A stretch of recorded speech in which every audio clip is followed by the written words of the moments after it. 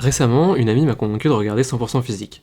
Et c'est génial. Rapidement, 100% physique, c'est une télé-réalité coréenne où des athlètes s'affrontent dans des épreuves sportives afin de déterminer qui a le physique le plus polyvalent. Et ce qui m'a étonné dans la première saison, c'est qu'il y a toute une esthétique autour de la Grèce antique. Il y a tout un délire au niveau des bustes qui rappellent les marbres grecs, des statues d'Artémise, il y a une trière, et des épreuves s'inspirent directement de la mythologie grecque. Et je me suis dit que c'est révélateur de ce qu'est vraiment la culture grecque antique. Bon, ça n'a pas vraiment de sens de parler de vraie culture grecque antique, étant donné que, à l'origine, la Grèce antique, c'est plein de petites cités-états qui, chacune, ont leurs propres coutumes, leur propre culture, leur propre mythologie, et même s'il y a beaucoup de parallèles et d'éléments communs, chacune ont un peu leur individualité. Mais ça change avec les conquêtes d'Alexandre le Grand au IVe siècle. En fait, ces conquêtes étendent la culture grecque dans des zones qui n'étaient pas encore touchées jusqu'alors. Et à la mort d'Alexandre, il y a une division en différents royaumes gréco-macédoniens. C'est-à-dire que ce sont des royaumes dans des zones qui ne sont majoritairement pas grecques, qui vont être dominés par des Grecs et des Macédoniens. Mais ce sont des Grecs qui viennent de différents horizons, et donc il leur faut un peu un socle commun, une identité commune. Et cette nouvelle culture grecque unie se matérialise par deux bâtiments dans les villes,